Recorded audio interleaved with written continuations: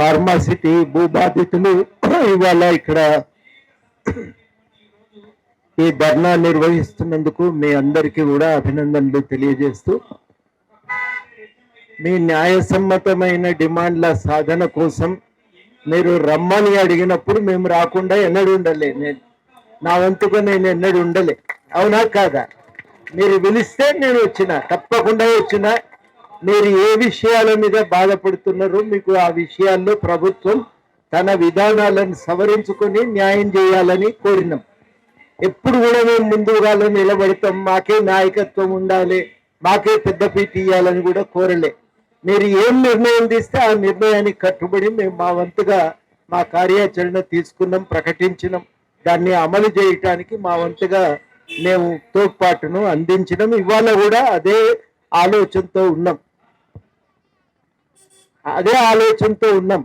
ఇక్కడ ఇవాళ చాలా ముఖ్యం ఏంటంటే, నేనేం ప్రభుత్వంలో లేను, నేను ప్రజలతోనే ఉన్నా.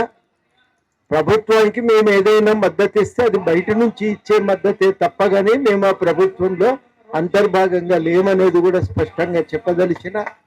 భూసేకరణ అనేది చాలా అనాగరికమైన పద్ధతుల్లో సాగుతున్నది.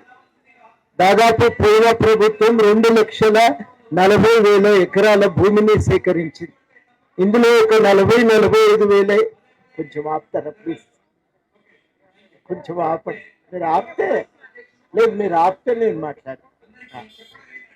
2,40,000 ఎకరాలు, 2,40,000 ఎకరాల భూమి దీన్ని పోయిన ప్రభుత్వం సేకరించి, ఈ సేకరించిన భూమి చాలా అన్యాయమైన అనాగరికమైన పద్ధతుల్లోనే సాగింది.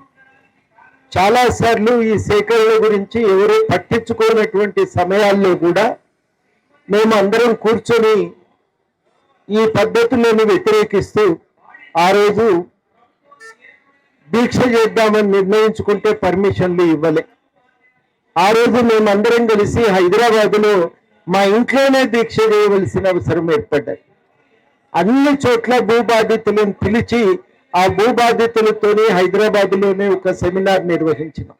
ఆ సెమినార్ ద్వారా వచ్చినటువంటి ఆలోచనల ప్రకారము 2017లో భూసేకరణ చట్టాన్ని సవరిస్తున్నప్పుడు అఖిలపక్ష సమావేశం ఏర్పాటు చేసినాం.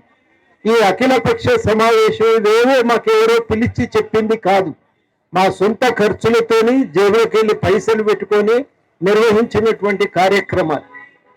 ఎక్కడెక్కడ భూసేకరణ జరిగితే అన్ని ప్రాంతాలకు వెళ్ళినాం. ఆ ప్రాంతాల్లో రైతులతో మాట్లాడినాం, న్యాయ సలహాలు అందించినాం. ఒక సమయంలో ఇక్కడనే ఈ చెరువు మన కేసీఆర్ ఫామ్ హౌస్ పక్కన పోచమ్మ సాగర్ నిర్మించినప్పుడు మేము విషయాలు చెప్పడానికి ఒక అడ్వకేట్ని తీసుకొని అక్కడ గ్రామానికి వెళ్తే, ఆ గ్రామంలో నుంచి మేము బయటికి రాగానే పోలీసు వాళ్ళు మమ్మల్ని అరెస్ట్ చేసి సాయంత్రం దాకా పోలీస్ స్టేషన్లోనే కూర్చోబెట్టారు. ఇట్లాంటివి చాలా ఘటనలు జరిగినాక అఖిలపక్ష సమావేశంలో 2017 సవరణ మీద చాలా లోతుగా ప్రతిపాదనలు పెట్టి అన్ని పార్టీలకు ఈ విషయాలపైన విచారణ సమాచారం అందించి దీనికి వ్యతిరేకంగా పోరాటం చేయటానికి ముందు నిలబడవలసిందిగా వారిని కోరినాం. ఆ విషయాలపైన వాళ్ళు చేసే ప్రతిపాదనలు చేసి ఒక లాభం ఏమైందంటే 2017 సవరణ చట్టం ద్వారా అప్పటి ప్రభుత్వం తీసుకొచ్చిన మార్పులన్నింటినీ కేంద్రం అంగీకరించలేదు, కొన్నింటిని తిరస్కరించింది. అయినా ఇది మన ప్రయాణం అనేది సాగుతూనే ఉంది. భూసేకరణ విషయంలో ఇవాళకి కూడా నేను చెప్పేది ఏంటంటే, ఈ అనాగరికమైన పద్ధతులతో బలవంతంగా భూసేకరణ పనికిరాదు. సుప్రీంకోర్టు స్పష్టమైన మార్గనిర్దేశన చేసింది, ప్రజా అవసరాలకే తప్ప వ్యక్తిగతమైన అవసరాల కోసం భూసేకరణ చేయకూడదు అనే మాట కూడా వాళ్ళు సూచన చేసి వాళ్ళు చాలా స్పష్టంగా అటువంటి భూసేకరణను ఆపాలని, చాలా పెద్ద ఎత్తున భూసేకరణపై సమీక్ష జరగవలసిన అవసరం ఉంది. ఆ సమీక్ష జరిగి ఈ భూసేకరణ పద్ధతుల పైన ఒక మార్పును సాధించడానికి మనందరం కూడా పూనుకోవలసిన అవసరం ఉంది. ఆ ప్రయత్నం తప్పకుండా సీరియస్ గా జరగవలసినటువంటి ప్రయత్నం అది. దానికి ఎప్పుడు కూడా ముందుంటాం, మేమే బాధ్యత తీసుకుంటాం. మా ఇక్కడ దారసత్యం కూడా ఉన్నాడు, నిరంజన్ కూడా ఉన్నాడు. మేమే బాధ్యత తీసుకున్నటువంటి సెమినార్ ఏర్పాటు చేస్తాం. దానిపైన నోట్ ఒకటి డీటెయిల్డ్గా మేము తయారు చేసినాం. ఈ 2 ఏళ్ళు 3 ఏళ్లుగా జరుగుతున్న అనేక ప్లీనరీల్లో కూడా ఈ విషయాలపైన మేము తీర్మానాలు తయారు చేసినాం. ఆ తీర్మానాల కాపీలు కూడా మీ అందరికీ అందుబాటులో ఉంటాయి. వీటి ఆధారంగా మేము చేసే కార్యక్రమాలు చేస్తాం. మీ విషయంలో కూడా కలెక్టర్తో మాట్లాడినా, నాకు నేనుగా గోలే పోవటం అవసరమని మీ గ్రామస్తులు వచ్చి నన్ను అడిగినప్పుడు మా వెంట కలెక్టర్ దగ్గరికి రమ్మన్నప్పుడు మేము వాళ్ళ ఎంబడి కలెక్టర్ దగ్గరికి పోయినాం. అదొక్కటే కాదు, మినిస్టర్ని కలవాలంటే వాళ్ళ ఎంబడి మినిస్టర్లను కలిసినాం. మాట్లాడేది మా అవసరం కాదు, భూబాధితుల యొక్క అవసరాల ప్రకారం వాళ్ళు ఏం మాట్లాడదలుచుకుంటారో చెప్పదలుచుకుంటారో వాళ్ళు చెప్తారు. గట్టిగా మినిస్టర్కు తెలియజెప్పడానికి పూనుకోవలసినటువంటి బాధ్యత మా నెత్తిన ఉన్నప్పుడు మేము ఆ పనిలో వెనుక పోలేదు. ఖచ్చితంగా ఈ పని చాలా సీరియస్గా ఇప్పుడే కాదు రేపు కూడా చేస్తాము. మేము కూడా కోరేది ఏంటంటే ప్రతి గ్రామం మీద ఇలా భూ కొంత సేకరణ జరిగింది. అక్కడ ఫార్మాసిటీ వద్దు అనే డిమాండ్ మీద మనం ముందు నుంచి మాట్లాడుతున్నాం. ఇవాళ కూడా అదే విషయాన్ని మాట్లాడుతూనే ఉన్నాం. అదే మాట మాత్రం కాకుండా ప్రతి గ్రామానికి మిగిలి ఉన్న భూమిని వదిలిపెట్టాలనే డిమాండ్ కూడా మద్దతు తెలియజేస్తున్నాం. ఈ గ్రామాలను నిలబెట్టడానికి, బతికించడానికి తప్పకుండా ఒక ప్రయత్నం చేయాలనేది మేము ఈ డిమాండ్ ప్రభుత్వం ముందు పెట్టినాం.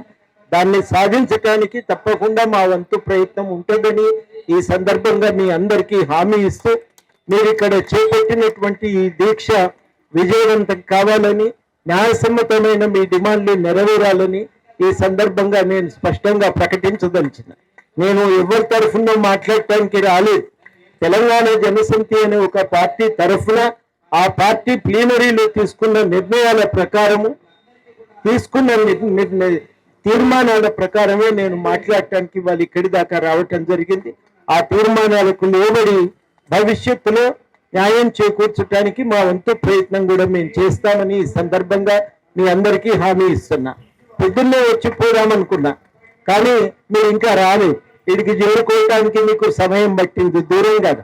ఆ దూరం నుంచి రావాలంటే సమయం పడుతుంది. మీరు వచ్చినాక ఈలోగా నాకు వేరే మీటింగ్ ఉంటే చూసుకొని నేను మళ్ళా ఇక్కడికి వచ్చిపోదాం, కలిసిపోదామని చెప్పి నేను ఇక్కడి దాకా రావటం జరిగింది. మీతో ఉంటాను, మీ సమస్యల పరిష్కారానికి ప్రయత్నం చేస్తానని హామీ ఇస్తూ సెలవు. ధన్యవాదాలు సార్.